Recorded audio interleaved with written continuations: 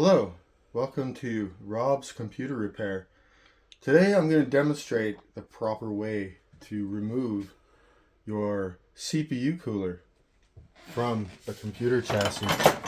You take this handy dandy removal tool and you see it comes out quite easily for you to be able to get it out of here just momentarily.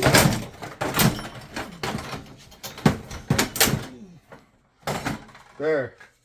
Now you can redo your thermal paste and get ready for reinstallation. It's just as easy as that.